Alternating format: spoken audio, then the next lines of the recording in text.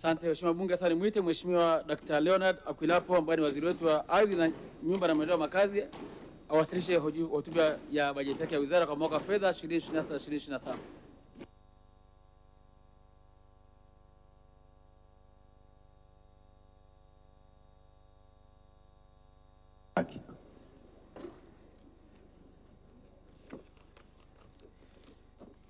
Mheshimiwa Naibu Spika, naomba kutoa hoja kwamba kutokana na taarifa iliyowasilishwa leo ndani ya bunge lako tukufu na mwenyekiti wa kamati ya kudumu ya Bunge ya Ardhi, Maliasili na Utalii, ambayo ilichambua na kujadili bajeti ya Wizara ya Ardhi, Nyumba na Maendeleo ya Makazi fungu namba 48 na Tume ya Taifa Mipango ya Matumizi ya Ardhi fungu namba 3, bunge lako tukufu lipokee na kujadili taarifa za utekelezaji wa bajeti ya Wizara ya Ardhi, Nyumba na Maendeleo ya Makazi fungu namba 48 na Tume ya Taifa Mipango ya Matumizi ya Ardhi fungu namba 3 kwa mwaka 2025/26.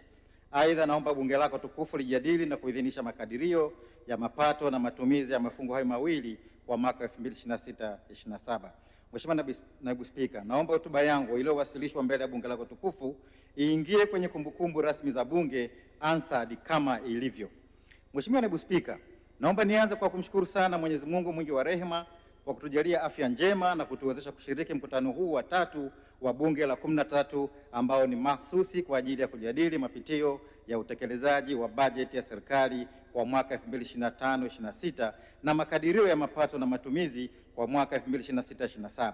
Aidha, kipekee kabisa namshukuru Mheshimiwa Dr. Samia Suluhu Hassan, Rais wa Jamhuri ya Muungano wa Tanzania, kwa kuniamini na kuniteua kuwa waziri wa ardhi, nyumba na maendeleo ya makazi. Ninamwahidi kuwa kwa kushirikiana na viongozi na watumishi wote wa wizara nitaendelea kutekeleza majukumu aliyonikabidhi kwa uadilifu na weledi wa hali ya juu ili kuleta ufanisi katika utoaji wa huduma katika sekta ya ardhi. Hiyo yote ni kwa ustawi wa wananchi na maendeleo ya taifa kwa ujumla. Vile vile namshukuru sana Mheshimiwa Rais kwa kunipatia msaidizi makini, mahiri na mchapakazi, Mheshimiwa Kaspa Mmuya, mbunge, naibu waziri ambaye amekuwa msaidizi mahiri katika kutekeleza majukumu ya sekta ya ardhi. Mheshimiwa Naibu Spika, kwa namna ya pekee naomba nitumie fursa hii kumpongeza kwa dhati Mheshimiwa Dr. Samia Suluhu Hassan, Rais wa Jamhuri ya Muungano wa Tanzania, kwa ushindi mkubwa wa kishindo alioupata katika uchaguzi mkuu uliofanyika Oktoba mwaka 2025. Ushindi huo ni ishara ya imani kubwa walionayo Watanzania kutokana na uongozi mahiri wa serikali ya awamu ya 6 ambao umedumisha amani, umoja, upendo na mshikamano hapa nchini. Aidha, umeimarisha utulivu wa kisiasa na diplomasia ya uchumi na hivyo kuvutia uwekezaji katika sekta ya ardhi na uendelezaji wa milki. Miongoni mwa masuala makubwa yaliyofanywa na Mheshimiwa Rais katika sekta ya ardhi kwa kipindi cha uongozi wake ni pamoja na kuwezesha ukamilishaji wa marekebisho ya Sera ya Taifa ya Ardhi ya mwaka 1995, hivyo kuwa na Sera ya Taifa ya Ardhi ya mwaka 1995 toleo la mwaka 2023 ambayo imetoa mwelekeo mpya wa usimamizi wa ardhi hapa nchini. Aidha, Mheshimiwa Rais amewezesha maboresho ya mifumo ya tehama na upatikanaji wa rasilimali kwa ajili ya utekelezaji wa shughuli za sekta ya ardhi. Mheshimiwa Naibu Spika, nampongeza Mheshimiwa Balozi Dr. Emmanuel John Nchimbi kwa kuaminiwa na kuchaguliwa kuwa makamu wa rais wa Jamhuri ya Muungano wa Tanzania. Aidha, nampongeza kwa umahiri wake katika kuendelea kumsaidia Mheshimiwa Rais katika kutekeleza majukumu yake ya kuliongoza taifa letu. Ninamshukuru pia kwa maelekezo na miongozo yake ambayo imeendelea kuniwezesha kutekeleza majukumu yangu ya kuongoza sekta hii muhimu kwa maendeleo ya taifa letu. Na vile vile nampongeza Mheshimiwa Dr. Hussein Ali Mwinyi, Rais wa Zanzibar na mwenyekiti wa Baraza la Mapinduzi, kwa uongozi mahiri katika kuendelea kudumisha misingi ya muungano wetu pamoja na kusimamia maslahi na ustawi wa wananchi wa Zanzibar. Mheshimiwa Naibu Spika, napenda pia kumpongeza Mheshimiwa Dr. Mwigulu Lameck Nchemba, mbunge, kwa kuaminiwa na Mheshimiwa Rais na kuteuliwa kuwa Waziri Mkuu wa Jamhuri ya Muungano wa Tanzania. Namshukuru kwa hotuba yake ambayo imetoa mwelekeo wa utekelezaji wa shughuli za sekta ya ardhi. Miongoni mwa masuala yaliyotiliwa mkazo katika hotuba hiyo ni pamoja na kusimamia upangaji na upimaji wa ardhi mijini, vijijini na maeneo ya kimkakati. Vile vile kuimarisha mifumo ya tehama, aidha kuboresha huduma za uthamini na ulipaji fidia, na vile vile kuimarisha mifumo ya utatuzi wa migogoro. Lingine ni kuendeleza ujenzi wa nyumba za gharama nafuu na kuboresha miundombinu ya upimaji na ramani. Wizara imezingatia na inaendelea kutekeleza maelekezo na maagizo yanayohusu sekta ya ardhi ili kuimarisha usalama wa miliki za ardhi nchini, kudhibiti migogoro ya ardhi, kuweka mazingira ya wezesha uwekezaji na kuifanya ardhi kuwa mtaji hai kwa wananchi wetu. Mheshimiwa Naibu Spika, napenda kumpongeza Mheshimiwa Musa Hassan Zungu, Spika wa Bunge la Jamhuri ya Muungano wa Tanzania, kwa kuaminiwa na kuchaguliwa kuliongoza bunge hili la Jamhuri ya Muungano wa Tanzania. Aidha, na kupongeza wewe binafsi Mheshimiwa Daniel Baran Silo, mbunge, kwa kuchaguliwa kuwa naibu spika wa Bunge la Jamhuri ya Muungano wa Tanzania. Vile vile ninawapongeza wenye viti wa bunge, Mheshimiwa Cecilia Daniel Pareso, mbunge wa viti maalum, Mheshimiwa Najma Murtaza Giga, mbunge wa viti maalum, na Mheshimiwa Deodatus Philip Mwanyika, mbunge wa Njombe mjini, ambao kwa nyakati tofauti wamekuwa wakisimamia na kuongoza shughuli za bunge. Tunawaombea kwa Mwenyezi Mungu aendelee kuwajalia afya njema na hekima katika kuwatumikia wananchi kupitia mhimili huu wa bunge. Mheshimiwa Naibu Spika, kwa namna kipekee natoa shukrani zangu za dhati kwa kamati ya kudumu ya Bunge ya Ardhi, Maliasili na Utalii chini ya uongozi mahiri wa mwenyekiti Mheshimiwa Timotheo Paulo Mzava, mbunge, kwa maoni na ushauri ambao umeiwezesha wizara kutekeleza majukumu yake kwa ufanisi. Pia nawashukuru wajumbe wote wa kamati kwa uchambuzi makini wa makadirio ya mapato na matumizi ya wizara fungu namba 48 na Tume ya Taifa ya Mipango fungu ya ardhi, matumizi ya ardhi fungu namba 3 kwa mwaka 2026/27. Napenda kulihakikishia bunge lako tukufu kwamba maoni, ushauri na mapendekezo yaliyotolewa na kamati yamezingatiwa katika bajeti hii na hivyo kutoa mwelekeo mpya wa utekelezaji wa shughuli za sekta ya ardhi. Mheshimiwa Naibu Spika, kwa masikitiko makubwa natoa salamu za pole kwa Mheshimiwa Dr. Samia Suluhu Hassan, Rais wa Jamhuri ya Muungano wa Tanzania, kwa msiba mzito wa kuondokewa na Mheshimiwa William Vangimembe Lukuvi, aliyekuwa mbunge wa jimbo la Isimani na waziri wa nchi ofisi ya waziri mkuu, sera, bunge, uratibu na wenye ulemavu. Msiba huu ulitokea tarehe 25 Machi 2026. Hayati William Lukuvi atakumbukwa kwa mchango wake mkubwa katika kujenga misingi ya utawala bora na maendeleo ya kiuchumi na kijamii hapa nchini. Aidha, atakumbukwa kwa kuweka misingi madhubuti ya utawala na usimamizi wa sekta ya ardhi kwa kipindi alichohudumu kama waziri wa ardhi, nyumba na maendeleo ya makazi kuanzia mwaka 2015 hadi mwaka 2022. Mwenyezi Mungu ailaze roho yake mahali pema peponi. Amina. Mheshimiwa Naibu Spika, vile vile naungana na waheshimiwa wabunge wenzangu kutoa pole kwako wewe binafsi na bunge lako tukufu kutokana na kifo cha Mheshimiwa Jenista Joakim Mhagama, aliyekuwa mbunge wa jimbo la Peramiho, na Mheshimiwa Alima Idi Nasoro, alikuwa mbunge wa viti maalum. Aidha, natoa pole kwa familia za marehemu, ndugu, jamaa na wananchi walioguswa na misiba hiyo. Vile vile wapo viongozi na Watanzania wenzetu waliofikwa na ajali, majanga na maafa mbalimbali yaliyosababisha vifo, majeruhi na uharibifu wa mali. Nitumie fursa hii kuwapa pole wote waliopoteza ndugu, jamaa, marafiki na mali zao kutokana na maafa hayo. Tunamwomba Mwenyezi Mungu aziweke roho za marehemu wote mahali pema peponi. Aidha, tunamwomba Mwenyezi Mungu awajalie uponyaji wa haraka Watanzania wenzetu waliojeruhiwa ili waweze kurejea katika shughuli zao za kila siku za ujenzi wa taifa.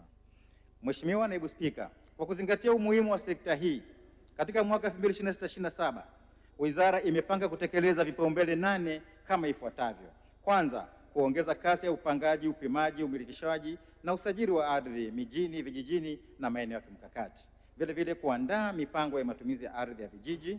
Namba 3, kuimarisha mifumo ya tehama katika utunzaji wa kumbukumbu, utoaji wa huduma, ukusanyaji wa maduhuli na upatikanaji wa taarifa za ardhi na uthamini. Na 4, kuimarisha mifumo ya utatuzi wa migogoro ya ardhi kwenye mabaraza ya ardhi ya nyumba ya wilaya. 5, kuhakikisha uwepo wa nyumba bora, ukuaji wa sekta ya miliki na maendeleo ya makazi kwa ajili ya maendeleo ya kiuchumi na kijamii. 6, kuimarisha mipaka ya kimataifa na kuendeleza miji ya mipakani. 7, kuimarisha upatikanaji wa ramani ili kuwezesha uandaaji wa mipango ya kitaifa na matumizi mengine. Na 8, kuimarisha mifumo ya usimamizi na ufuatiliaji wa utekelezaji wa vipaumbele.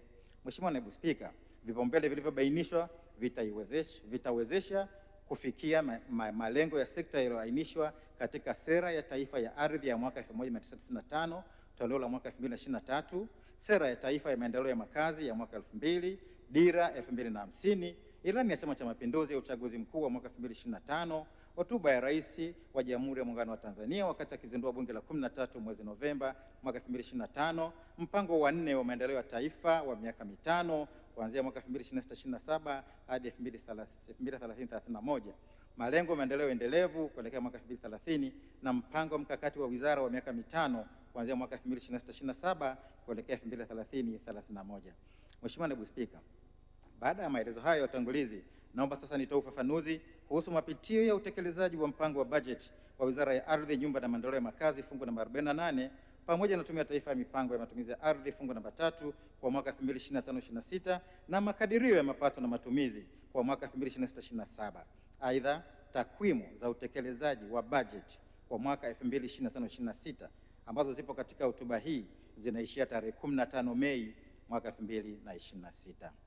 Mheshimiwa Naibu Spika, katika mwaka 2025/26 wizara ilipanga kukusanya shilingi bilioni 290 kutokana na vyanzo vya mapato ya kodi ya pango la ardhi, ada na tozo mbalimbali za sekta ya ardhi.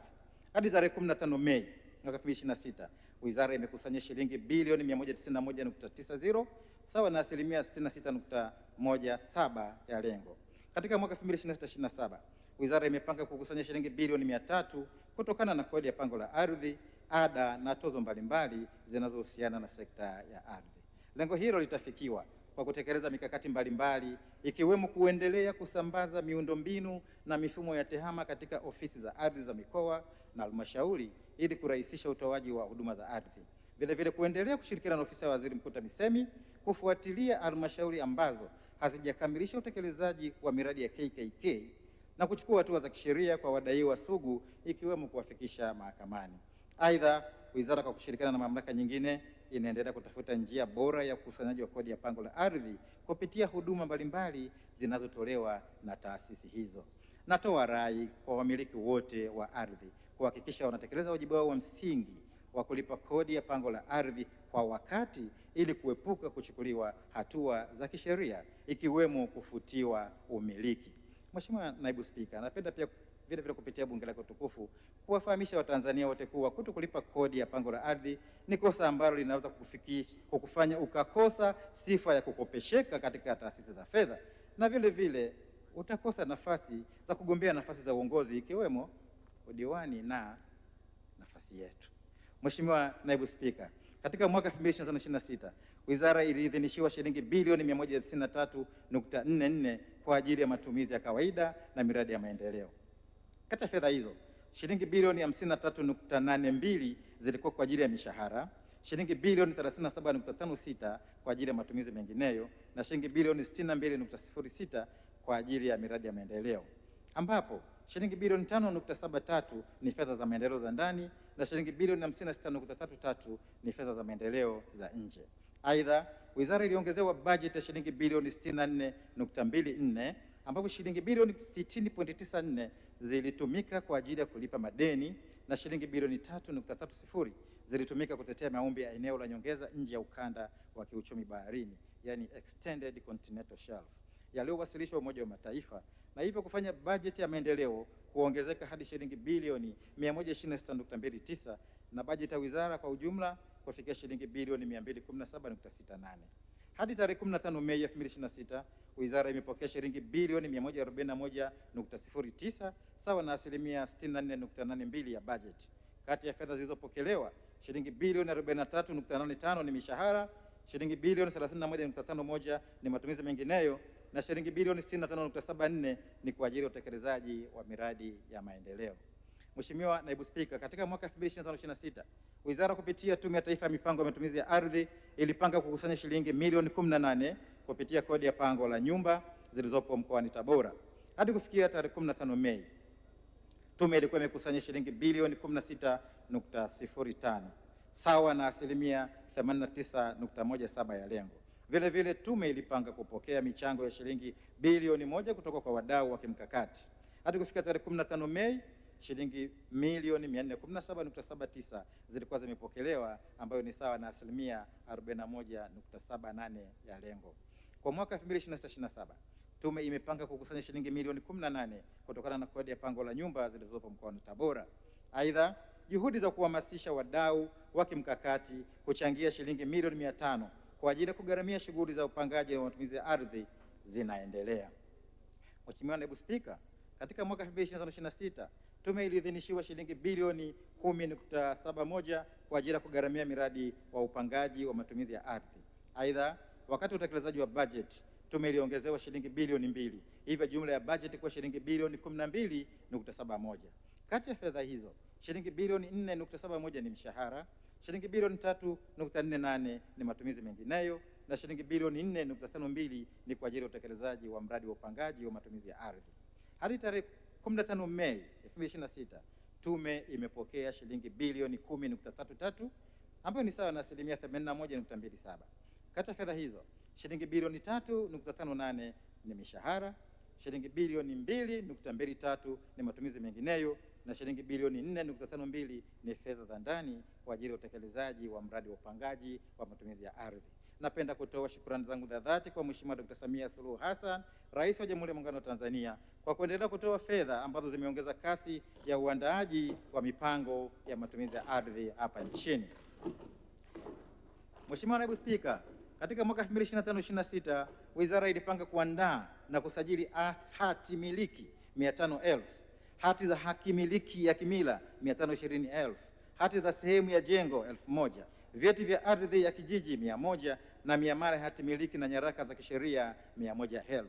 Hadi tarehe 15 Mei 2026 wizara imeandaa na kusajili hati miliki 107,683 ambayo ni sawa na 21.54% ya lengo, hati za kimiliki ya kimila 99,762 sawa na 19.19% ya lengo, vyeti vya ardhi ya kijiji 148 sawa na 148% ya lengo, na hati za sehemu ya jengo 914 sawa na 91.4% ya lengo. Aidha, jumla ya miamala ya hati miliki na nyaraka za kisheria 137,681 zimesajiliwa sawa na 137.68% ya lengo. Katika mwaka 2026/27 wizara imepanga kuandaa na kusajili hati miliki 200,000, hati za haki miliki ya kimila 300,000, vyeti vya ardhi ya kijiji 60, hati za sehemu ya jengo 1000 na miamala hati miliki na nyaraka za kisheria 100,000. Natoa wito kwa wananchi kuhakikisha wanamiliki ardhi zao kisheria ili kuepuka migogoro na kuwawezesha kutumia ardhi kwa ajili ya kujiletea maendeleo ya kiuchumi na yale ya kijamii. Mheshimiwa Naibu Spika, sheria za ardhi zinamtaka kila mmiliki kuendeleza ardhi aliyomilikishwa kwa mujibu wa masharti yaliyoainishwa katika nyaraka za umiliki, ikiwa ni pamoja na kulipa kodi ya pango la ardhi. Katika mwaka 2025/26 wizara ilipanga kufanya uhakiki na ukaguzi wa viwanja na mashamba 1000 ili kubaini wamiliki wasiozingatia masharti ya umiliki na kuwachukulia hatua za kisheria. Hadi kufikia tarehe 15 Mei mwaka 2026 jumla ya viwanja na mashamba 2503 yalikuwa yameshakaguliwa. Ukaguzi huo umebaini kuwa wamiliki 1571 wa viwanja na mashamba walizingatia masharti ya umiliki, lakini wamiliki 932 wa viwanja na mashamba walikiuka masharti ya umiliki. Wizara imechukua hatua za kisheria kwa wamiliki waliokiuka masharti ya umiliki, ambapo miliki za mashamba na viwanja 15 zimefutwa na hatua za kisheria zinaendelea kuchukuliwa kwa wamiliki 917. Katika mwaka 2026/27 wizara imepanga kufanya uhakiki na ukaguzi wa viwanja na mashamba 1000 ili kubaini hali ya uendelezaji na kuchukua hatua stahiki. Natoa rai kwa wamiliki wa ardhi kuendeleza miliki zao kwa mujibu wa masharti ya umiliki wao ili kuepuka serikali kubatilisha miliki hizo. Mheshimiwa Naibu Spika, wizara imeendelea kutenga ardhi kupitia mpango kabambe iliyoandaliwa ili kuhakikisha kuwa kuna ardhi ya kutosha kwa ajili ya uwekezaji. Katika mwaka 2025/26 wizara ilipanga kugawa hekta 5,000 kwa wawekezaji. Hadi tarehe 15 Mei 2026 wizara kupitia kamati ya kitaifa ya ugawaji ardhi imepokea na kuidhinisha maombi 333 ya ardhi ya uwekezaji yenye ukubwa wa hekta 45,371.24. Katika mwaka huu 2026/27 wizara imepanga kutenga na kugawa ardhi yenye ukubwa wa hekta 5,000 kwa ajili ya uwekezaji.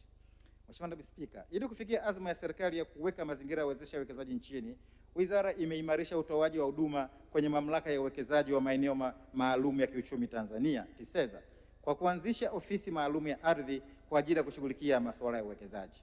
Aidha, wizara imeimarisha utoaji wa huduma za ardhi kwenye mikoa ya Dodoma, Dar es Salaam na Mwanza ambayo ina mahitaji makubwa ya huduma.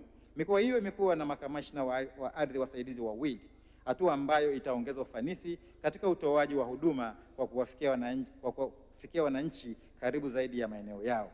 Napenda kutumia fursa hii kumpongeza sana Mheshimiwa Dkt. Samia Suluhu Hassan, Rais wetu wa Jamhuri ya Muungano wa Tanzania, kwa maono na dhamira yake ya kuhakikisha wawekezaji na wananchi wanapata huduma bora za ardhi kwa maendeleo endelevu ya kiuchumi. Mheshimiwa Naibu Spika, kutokana na kuwepo kwa migogoro ya ardhi inayoendelea kujitokeza katika maeneo mbalimbali hapa nchini, Waziri Mkuu wa Jamhuri ya Muungano wa Tanzania Mheshimiwa Dkt. Mwigulu Lameck Nchemba alielekeza Wizara ya Ardhi, Nyumba na Maendeleo ya Makazi na Ofisi ya Mwanasheria Mkuu wa Serikali kuandaa mkakati wa pamoja wa kupata ufumbuzi wa kudumu wa migogoro hiyo. Kufuatia maelekezo hayo, serikali imeandaa na kuanza utekelezaji wa mkakati wa kitaifa wa kudhibiti migogoro ya ardhi hapa nchini. Mkakati huo unahusisha wadau na makundi yote muhimu, hususan wakulima, wafugaji, wawekezaji na mamlaka za hifadhi, ili kuhakikisha changamoto ya migogoro ya ardhi inapatiwa ufumbuzi wa kudumu. Napenda kutumia fursa hii kumshukuru tena Mheshimiwa Waziri Mkuu kwa dhamira yake ya dhati kuhakikisha migogoro ya ardhi inadhibitiwa, hivyo kuwawezesha watumiaji wa ardhi kufanya kazi zao kwa amani na utulivu. Mheshimiwa Naibu Spika, katika mwaka 2025/26 wizara ilipanga kutatua migogoro ya ardhi 3000. Na hadi tarehe 15 Mei 2026 jumla ya migogoro ya ardhi 5573 imetatuliwa, ambapo kati ya hiyo migogoro 3183 imetatuliwa kupitia kliniki za ardhi na migogoro 2390 imetatuliwa kupitia utaratibu wa kawaida wa kiutawala. Katika mwaka huu 2026/27 wizara imepanga kushughulikia migogoro 4000 kiutawala. Natoa rai kwa viongozi, watumishi na wananchi kwa ujumla kuzingatia sheria za ardhi, kanuni na miongozo ili kuepuka kuanzisha migogoro mipya. Mheshimiwa Naibu Spika, katika mwaka 2025/26 wizara ilipanga kuendelea kuratibu ukamilishaji wa kazi zilizobaki za utekelezaji wa uamuzi wa Baraza la Mawaziri kuhusu utatuzi wa migogoro ya ardhi katika vijiji na mitaa 975. Maamuzi yameendelea kutekelezwa, ikiwemo kurejesha ardhi kwa wananchi, ambapo jumla ya ekari milioni 3.13 zimerejeshwa na shilingi bilioni 95.27 zimelipwa kwa wananchi waliostahili kulipwa fidia katika maeneo 14. Aidha, mpango kazi kwa ajili ya kukamilisha kazi zilizobaki umeandaliwa na unaendelea kutekelezwa na wizara yangu kwa kushirikiana na wizara za kisekta na taasisi mbalimbali. Mheshimiwa Naibu Spika, wizara yangu pia inasimamia uthamini wa mali zinazohamishika na zisizohamishika. Katika mwaka 2025/26 wizara ilipanga kuidhinisha taarifa za uthamini zipatazo 54,000, kukamilisha uandaaji wa vitalu vya thamani ya ardhi katika mikoa 7 na kuendelea na zoezi la kuhuisha viwango vya thamani ya ardhi katika mikoa 26. Hadi tarehe 15 Mei 2026 wizara imeidhinisha taarifa za uthamini 57,293 ambayo ni sawa na asilimia 106.10 ya lengo, ambapo kati ya hizo taarifa za uthamini wa kawaida ni 27,211 na majedwali ya fidia yenye wafidiwa 30,082 pia yamekamilishwa. Aidha, malalamiko ya uthamini 99 ilipokelewa na kushughulikiwa kiutawala. Vile vile zoezi la kuhuisha kanzidata ya viwango vya thamani ya ardhi na mazao limefanyika katika mikoa yote 26 nchini, na uhuishaji wa viwango vya thamani ya majengo umefanyika katika mikoa ya Dar es Salaam na Dodoma. Katika mwaka 2026/27 wizara imepanga kuidhinisha taarifa za uthamini 50,000, kushughulikia malalamiko 100 yatokanayo na uthamini na kuhuisha kanzidata ya viwango vya thamani ya ardhi mazao na majengo katika mikoa 26. Mheshimiwa Naibu Spika, wizara imeendelea kusimamia na kuanzisha mabaraza mapya katika wilaya mbalimbali nchini ambayo yamekuwa yakisikiliza na kuamua mashauri ya ardhi. Katika mwaka 2025/26 wizara ilipanga kuanzisha mabaraza mapya 24 na kushughulikia mashauri 16,000. Napenda kuliarifu bunge lake tukufu kuwa hadi tarehe 15 Mei 2026 wizara imeanzisha mabaraza mapya 6, hivyo kuwa na jumla mabaraza 121 yanayofanya kazi. Aidha, mashauri 23,426 yamesikilizwa, ambapo kati ya hayo mashauri 12,644 yameshughulikiwa na kutolewa uamuzi, ilhali mashauri 10,782 yanaendelea kushughulikiwa. Katika mwaka 2026/27 wizara itaanzisha mabaraza mapya 18 ili kufikia lengo la kuwa na mabaraza ya ardhi na nyumba katika wilaya zote 139 zilizopo nchini. Aidha, wizara itaendelea kushughulikia mashauri 10,782 yaliyobaki na yale mengine ambayo yatafunguliwa. Natoa wito kwa wenyeviti wa mabaraza ya ardhi na nyumba ya wilaya kuzingatia weledi, uadilifu na misingi ya utoaji haki katika kuamua mashauri ya ardhi ili kujenga imani kwa wananchi wanaopata huduma katika mabaraza hayo. Mheshimiwa Naibu Spika, wizara yangu imeendelea kutumia mifumo ya TEHAMA katika kuongeza ufanisi wa utendaji kazi na utoaji wa huduma kwa wananchi, kuongeza uwazi na uwajibikaji na kuimarisha ukusanyaji wa maduhuli ya serikali. Katika mwaka 2025/26 wizara ilipanga kusimika miundombinu ya TEHAMA katika ofisi za ardhi za mikoa na halmashauri zote nchini, kusambaza mfumo wa e-ardhi, kutoa elimu na kuwajengea uwezo wa watumiaji. Napenda kuliarifu bunge lako tukufu kwamba wizara imesambaza vifaa vya TEHAMA vyenye thamani ya shilingi bilioni 5.20 katika mikoa na halmashauri zote nchini. Aidha, huduma za uthamini na usajili wa nyaraka zinatolewa kupitia mfumo wa e-ardhi katika mikoa yote nchini, huku huduma za utawala wa ardhi zikitolewa kupitia mfumo huo katika mikoa mitano ya Arusha, Dodoma, Mbeya, Tanga na Mwanza, pamoja na baadhi ya halmashauri za mikoa ya Shinyanga, Kigoma, Tabora, Mtwara, Pwani na Ruvuma. Katika mwaka huu 2026/27 wizara itaendelea na juhudi za kuhakikisha huduma zote zinapatikana kupitia mfumo huo katika ofisi zote za ardhi za mikoa na halmashauri hapa nchini. Mheshimiwa Naibu Spika, wizara imerahisisha huduma za malipo ikiwa ni pamoja na wananchi kutumiwa au kutengeneza ankara zao bila kulazimika kufika kwenye ofisi za ardhi. Mathalan, kodi ya pango la ardhi inaweza kulipwa wakati wowote na mahali popote kupitia simu, mawakala au benki, ambapo kwa sasa namba ya malipo inakuwa ni ya kudumu. Hadi tarehe 15 Mei 2026, wananchi 127,849 wamejengewa uwezo na kujisajili na wengine tayari wameomba na kuhudumiwa kupitia mfumo huo. Natoa wito kwa wananchi kuendelea kufuatilia matangazo yanayotolewa katika vyombo mbalimbali vya habari, mitandao ya kijamii na tovuti ya wizara ili kujifunza kuhusu huduma za sekta ya ardhi zinazotolewa kupitia mfumo wa e-ardhi. Mheshimiwa Naibu Spika, upimaji ardhi huwezesha kuwa na mipaka iliyotambuliwa kisheria na hivyo kuongeza usalama wa miliki. Thamani ya ardhi pia inaongezeka na vile vile kuepusha migogoro inayohusiana na mipaka ya ardhi. Wizara inaendelea na jukumu lake la kuratibu na kusimamia upimaji wa viwanja na mashamba.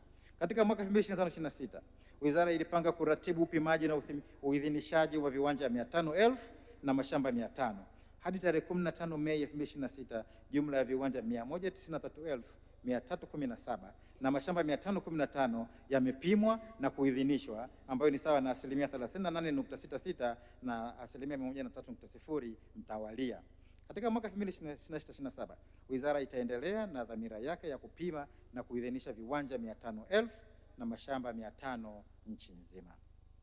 Mheshimiwa Naibu Spika, wizara pia ina jukumu la kuratibu na kupima mipaka ya vijiji kwa kushirikiana na wadau mbalimbali kwa lengo la kuimarisha usimamizi wa mipaka ya kiutawala. Katika mwaka 2025/26 wizara ilipanga kuhakiki na kupima mipaka ya vijiji 100 na hadi tarehe 15 Mei 2026 mipaka ya vijiji 54 imehakikiwa na kuhuishwa na vijiji 189 vimepimwa na hivyo kufanya vijiji vilivyopimwa kufikia 11,996 kati ya vijiji 12,333 vilivyopo hapa nchini. Katika mwaka 2026/27 wizara itaendelea kushirikiana na ofisi ya Waziri Mkuu TAMISEMI na wadau wa maendeleo kuhakiki, kuhuisha na kupima mipaka ya vijiji 226. Katika kutekeleza jukumu hili, wizara imeendelea kupokea malalamiko kutoka kwa wananchi dhidi ya serikali za vijiji kuhusu kuathiriwa haki zao za ardhi baada ya kubainishwa kwa mipaka ya vijiji. Nitumie fursa hii kuzitaka mamlaka za serikali za mitaa kuheshimu haki za ardhi za wananchi ili kuepuka kusababisha migogoro.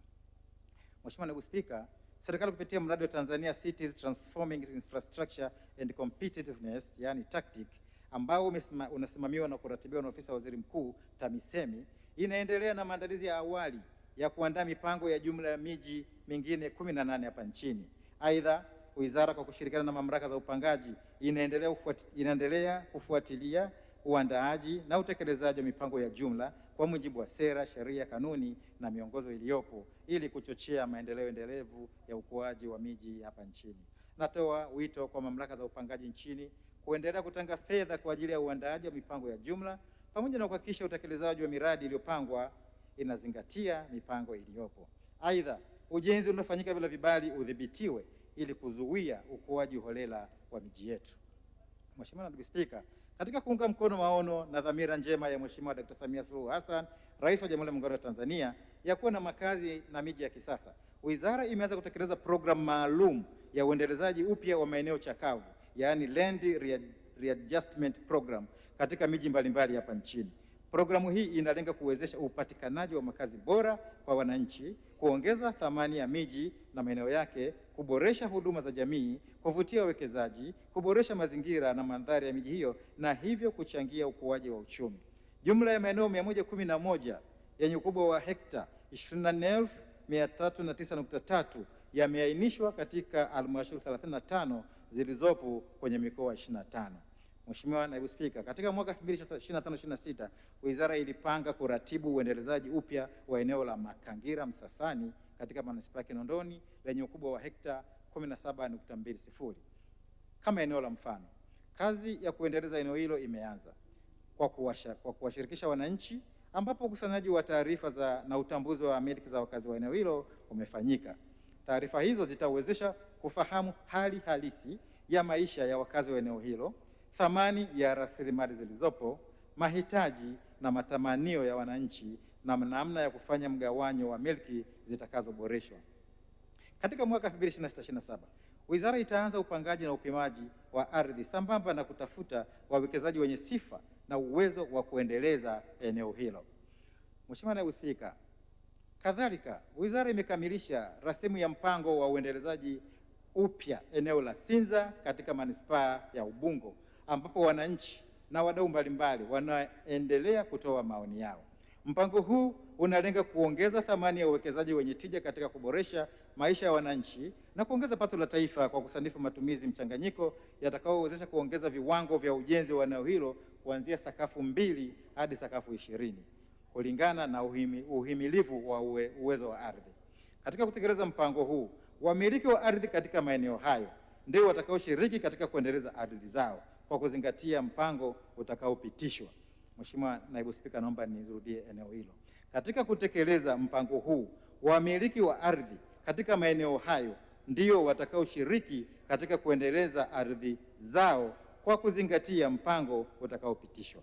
Nitumie fursa hii kuwahakikishia wamiliki wa ardhi katika maeneo hayo kuwa hakuna ardhi itakayochukuliwa na serikali katika utekelezaji wa mpango huu. Mheshimiwa Naibu Spika, wizara imeandaa mapendekezo ya kutunga sheria ya milki na kuyawasilisha kwenye mamlaka ya maamuzi. Hatua hii inalenga kuimarisha usimamizi wa sekta ya miliki. Sheria itakayopendekezwa inalenga kuanzisha mamlaka ya kusimamia sekta ya milki, yani Real Estate Regulatory Authority, ambayo pamoja na masuala mengine itakuwa na jukumu la kuunda mfumo madhubuti wa usimamizi wa sekta ya milki. Katika mwaka 2026/27 wizara itaendelea kuratibu mchakato wa kutunga sheria hii ya milki, vilevile kukamilisha kanuni na miongozo ya uendelezaji milki na kuhuisha kanzidata ya mawakala wa milki na uendelezaji milki hapa nchini. Natoa wito kwa wadau wote wa sekta ya milki kuhakikisha kuwa wanasajiliwa na mamlaka hii itakapoanza kufanya kazi ili kutambuliwa na serikali kwa lengo la kuimarisha ushirikiano na ukuaji endelevu wa sekta hii ambayo ni muhimu katika ukuaji wa uchumi wa nchi. Mheshimiwa Naibu Spika, wizara pia inaendelea na azma yake ya kuziwezesha halmashauri za miji, wilaya, manispaa na majiji ili kuziongezea kasi ya kupanga, kupima na kumilikisha ardhi kupitia mfuko wa maendeleo ya ardhi, yani Plot Development Revolving Fund PDRF. Hadi tarehe 15 Mei 2026, jumla ya shilingi bilioni 50 zimekopeshwa kwa halmashauri 57, ambapo jumla ya shilingi bilioni 33.18 zimerejeshwa, ambayo ni sawa na asilimia 66.41 ya fedha zilizokopeshwa. Wizara inaendelea kushirikiana na ofisi ya Waziri Mkuu TAMISEMI na Wizara ya Fedha kwa lengo la kuchukua hatua stahiki kwa halmashauri ambazo hazijakamilisha kurejesha fedha hizo. Nitumie fursa hii kwanza kuzipongeza halmashauri ambazo zimekamilisha marejesho ya fedha zilizokopeshwa.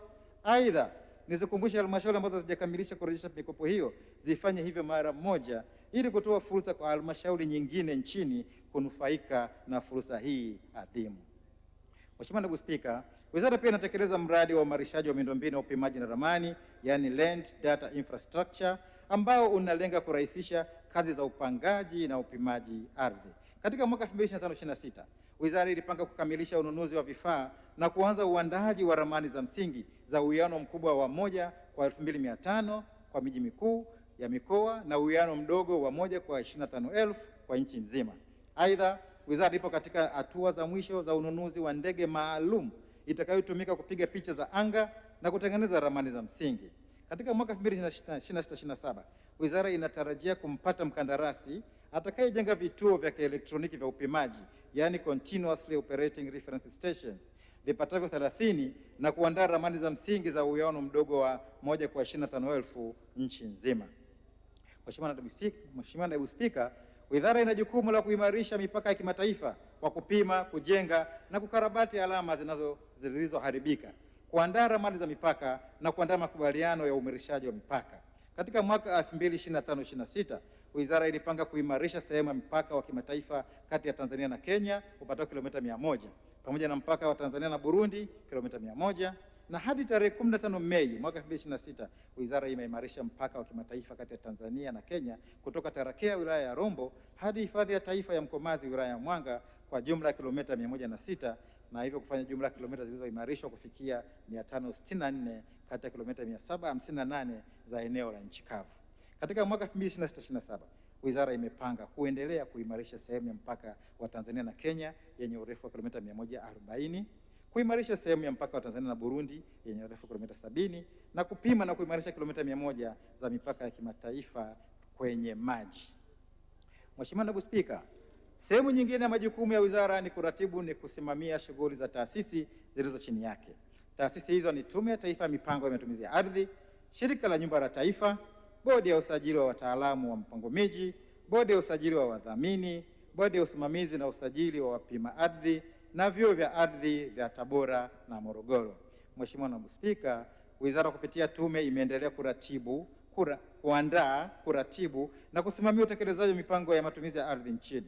Katika mwaka 2025/26, tume ilipanga kuandaa mipango ya matumizi ya ardhi ya vijiji 240 kwa kushirikiana na wadau mbalimbali.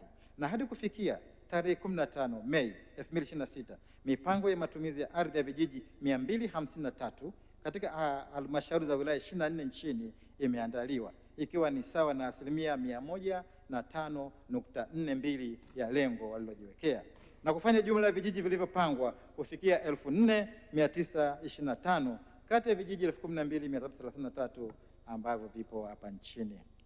Mheshimiwa Naibu Spika, napenda kuliarifu bunge lako tukufu kuwa kati ya vijiji 4925 vilivyoandaliwa mipango ya matumizi ya ardhi tangu tupate uhuru, vijiji 2750 sawa na asilimia 55.83 vimepangwa katika kipindi cha serikali ya awamu ya 6 chini ya uongozi mahiri wa Mheshimiwa Dkt. Samia Suluhu Hassan, Rais wa Jamhuri ya Muungano wa Tanzania.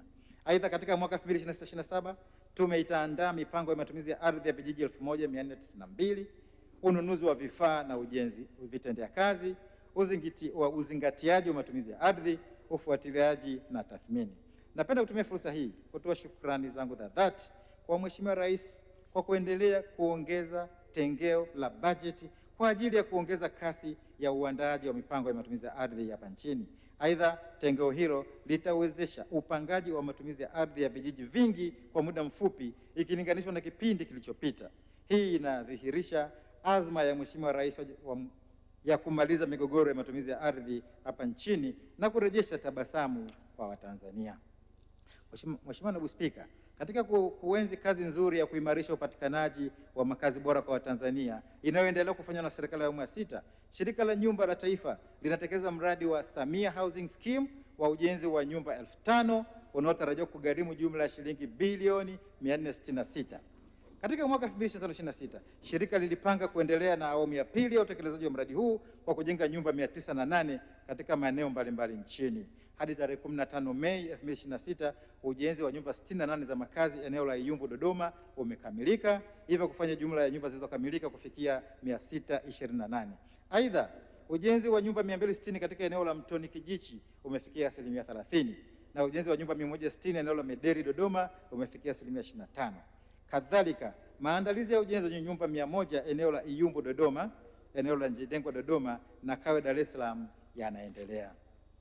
Mheshimiwa Naibu Spika, katika mwaka 2025/26 wizara kupitia Shirika la Nyumba la Taifa ilipanga kukamilisha ujenzi wa miradi iliyokuwa imesimama katika mkoa wa Dar es Salaam pamoja na miradi mingine ya ubia, ukandarasi, ujenzi wa majengo ya makazi na biashara na ukarabati wa nyumba katika maeneo mbalimbali nchini. Napenda kuliarifu bunge lako tukufu kuwa mradi wa Kawe 711 wenye thamani ya shilingi bilioni 169 umefikia asilimia 85 ya utekelezaji na unatarajiwa kukamilika ifikapo tarehe 30 Juni mwaka huu. Aidha, ujenzi wa nyumba 196 katika mradi wa Golden Premier Residence wenye thamani ya shilingi bilioni 127 umefikia asilimia 50 na unatarajiwa kukamilika mwaka 2027. Vile vile ujenzi wa mradi wa kiwanja namba 300 Regent Estate upo katika hatua za zabuni. Pia shirika linaendelea na utekelezaji wa miradi ya ubia, ukandarasi, ujenzi wa majengo ya makazi na biashara, uendelezaji wa vitovu vya miji pamoja na ukarabati wa nyumba katika maeneo mbalimbali hapa nchini. Mheshimiwa Naibu Spika, katika mwaka 2026/27 shirika limepanga kutekeleza kazi zifuatazo. Kwanza, kuendelea na ujenzi wa nyumba katika mradi wa nyumba 5000 wa Samia Housing Scheme katika maeneo ya Mtoni Kijichi na Kawe Dar es Salaam na Medeli na Yumbu Dodoma. Aidha, shirika litaanza ujenzi wa nyumba katika maeneo ya Njedengwa Dodoma, Urafiki Dar es Salaam, Sokoine Complex mtaa wa Azimio Arusha na Makongoro Mwanza.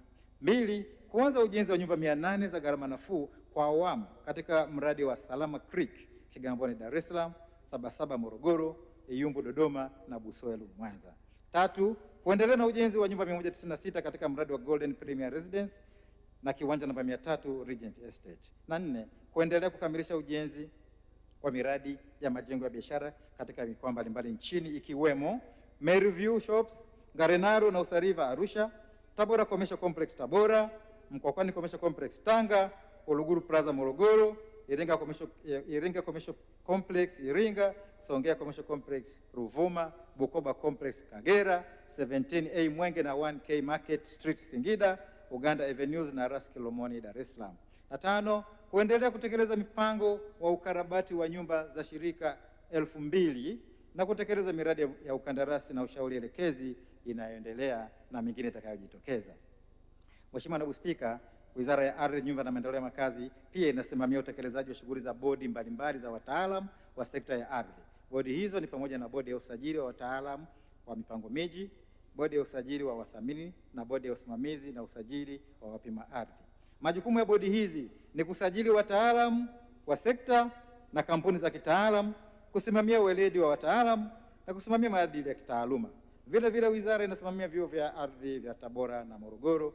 Vyuo hivi hutoa mafunzo ya muda mrefu na muda mfupi katika fani mbalimbali za ardhi. Aidha, hufanya tafiti na kutoa ushauri wa kitaalam katika masuala ya ardhi. Mheshimiwa Naibu Spika, utawala na usimamizi wa rasilimali watu ni nguzo muhimu katika usimamizi na utekelezaji wa majukumu ya wizara, hasa katika maeneo yanayohusiana na masuala ya uendeshaji wa ofisi, ajira, maendeleo ya kitaaluma, usimamizi wa utendaji kazi na masuala ya ustawi wa watumishi. Katika mwaka 2025/26 wizara imepokea watumishi 483 wa ajira mpya ambao wameongeza tija na ufanisi. Naomba nitumie fursa hii kumshukuru kwa dhati Mheshimiwa Dr. Samia Suluhu Hassan, Rais wetu wa Jamhuri ya Muungano wa Tanzania, kwa kutupatia watumishi wapya ambao wameongeza tija na ufanisi katika utoaji wa huduma za sekta ya ardhi. Mheshimiwa Naibu Spika, wizara imeendelea kuchukua hatua za kinidhamu kwa watumishi wanaothibitika kufanya makosa au kutekeleza majukumu yao kinyume na sheria na taratibu zilizopo, ambapo hatua za awali za kinidhamu zimechukuliwa dhidi ya watumishi 5 ambao walitumiwa kukiuka maadili, weledi, sheria na kanuni za utumishi wa umma na hivyo kukutwa na tuhuma za kusababisha migogoro ya ardhi. Aidha, kamati zimeundwa kwa ajili ya kuchunguza tuhuma hizo ili hatimaye watumishi hao wachukuliwe hatua kwa mujibu wa kanuni za utumishi wa umma. Naomba kutumia fursa hii tena kuwaelekeza watumishi wote wa sekta ya ardhi kutimiza wajibu wao kwa kuzingatia utu na maadili ya utumishi wa umma katika kuwahudumia wananchi kwa kuzingatia sheria, kanuni, taratibu na miongozo iliyopo. Wizara yetu haitamvumilia mtumishi yoyote atakayekiuka maadili ya kazi kwa kukwamisha nia na dhamira njema ya Rais wetu wa Jamhuri ya Muungano wa Tanzania ya kutoa huduma bora za ardhi kwa Watanzania. Mheshimiwa Naibu Spika, katika mwaka 2026/27 wizara itaendelea kuboresha mazingira ya kazi kwa watumishi pamoja na kuweka msisitizo katika uwajibikaji, usimamizi wa misingi ya uadilifu na weledi katika utoaji wa huduma bora za ardhi hapa nchini. Aidha, wizara imepanga kuajiri watumishi 460, kupandisha vyeo watumishi 672 na kubadilisha kada ya watumishi 13. Vile vile wizara itawezesha watumishi 1272 kuhudhuria mafunzo ya muda mfupi na muda mrefu, wakiwemo watumishi 460 wa ajira mpya. Mheshimiwa Naibu Spika, wizara pia imeendelea kuendesha kliniki za ardhi katika maeneo mbalimbali hapa nchini, ambapo huduma zote za sekta ya ardhi ikiwemo utoaji wa elimu kwa umma zimekuwa zikitolewa kwa wananchi. Mathalan, mwezi Machi mwaka 2026 katika wiki ya maadhimisho ya siku ya kimataifa ya wanawake, wizara iliendesha kliniki ya ardhi ambayo ilikuwa mahususi kwa ajili ya kutoa elimu kwa wanawake kuhusu masuala ya umiliki wa ardhi, iliyojulikana kama Samia Ardhi Clinic, iliyoongozwa na kauli mbiu isemayo mwanamke haki yako, miliki ardhi sasa. Lengo lilikuwa ni kuongeza uelewa, hamasa na umiliki wa ardhi kwa wanawake. Kampeni hiyo ilifanyika katika mikoa yote ya Tanzania bara kuelekea maadhimisho siku ya kimataifa ya wanawake yanayoadhimishwa kila mwaka tarehe 8 mwezi Machi. Kupitia kampeni hiyo, wananchi 16,864 walihudumiwa. Mheshimiwa Naibu Spika, napenda kutumia fursa hii kuwashukuru wadau wote kutoka sekta mbalimbali, wakiwemo Chama cha Wapima Ardhi Tanzania, Chama cha Wataalamu wa Mipango Miji Tanzania, Chama cha Wataalamu wa Miliki Tanzania, Chama cha Wanasheria Tanzania, mashirika yasiyo ya kiserikali na asasi za kiraia kwa ushiriki wao katika kutekeleza majukumu ya sekta. Ushiriki wao katika upangaji, upimaji na uthamini wa mali, kliniki za ardhi na uandaaji wa mipango ya matumizi ya ardhi umeongeza tija na ufanisi katika utoaji wa huduma za ardhi hapa nchini. Wizara inaahidi kuendelea kushirikiana na sekta binafsi katika utekelezaji wa majukumu ili kufikia malengo yaliyoainishwa. Mheshimiwa Naibu Spika, na washukuru sana Mhandisi Anthony Damian Sanga, Katibu Mkuu, na Bi Lucy Dominico Kabiemela, Naibu Katibu Mkuu, kwa ushirikiano ambao wameendelea kunipatia katika kutekeleza majukumu ya kusimamia sekta hii muhimu. Aidha, nawashukuru Bwana Nathaniel Matthew Mhonge, Kamishna wa Ardhi, Bi Evelyn Baruti Mugasha, Mthamini Mkuu, Bi Stella Chagi Tulo, Msajili wa Baraza ya Ardhi na Nyumba ya Wilaya, Bwana Hamadi Abdalla Hamadi, Mkurugenzi Mkuu wa Shirika la Nyumba la Taifa, Bwana Joseph Constantine Mafuru, Mkurugenzi Mkuu wa Tume ya Taifa Mipango ya Matumizi ya Ardhi, wakuu wa idara na vitengo, wenye viti wa bodi na watumishi wote wa wizara na taasisi kwa kuendelea kutekeleza majukumu yao kwa juhudi na maarifa ili kufikia malengo ya wizara. Mheshimiwa Naibu Spika, natoa shukrani zangu za dhati kwa viongozi wa Chama cha Mapinduzi katika ngazi zote kwa maelekezo, miongozo, ushauri na ushirikiano wanaoendelea kunipatia katika utekelezaji wa majukumu yangu. Aidha, nawashukuru sana wananchi wa jimbo la Masasi kwa ushirikiano wao mkubwa wanaoendelea kunipatia katika utekelezaji wa jukumu la kuwawakilisha hapa bungeni. Kwa namna kipekee napenda kuishukuru sana familia yangu na hasa mke wangu Bi Grace Akwilapo na watoto wangu Catherine Akwilapo, Felix Akwilapo na Emmanuel Akwilapo pamoja na wajukuu zangu kwa upendo, ushauri, uvumilivu na kunitia moyo wakati wote nikiwa katika utekelezaji wa majukumu ya kitaifa. Pia nawashukuru viongozi wa dini kwa sala na dua zao ambazo zimeendelea kunipa nguvu katika kutekeleza majukumu yanayonikabili. Mheshimiwa Naibu Spika, naomba nitumie fursa hii kuwashukuru washirika wa maendeleo ambao serikali imekuwa ikishirikiana nao katika utekelezaji wa shughuli za maendeleo zinazohusiana na sekta ya ardhi.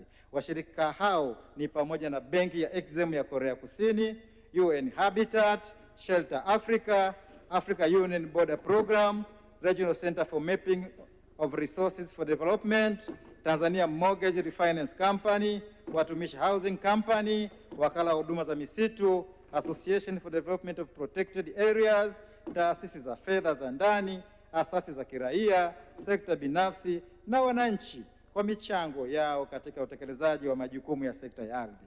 Aidha, napenda kutoa shukrani zangu za dhati kwa vyombo vya habari kwa ushirikiano mzuri waliotupatia katika kutoa elimu na hamasa kwa umma kuhusu masuala ya sekta ya ardhi. Kwa hakika wanahabari wamewezesha wizara kuwafikia wadau wengi zaidi hapa nchini.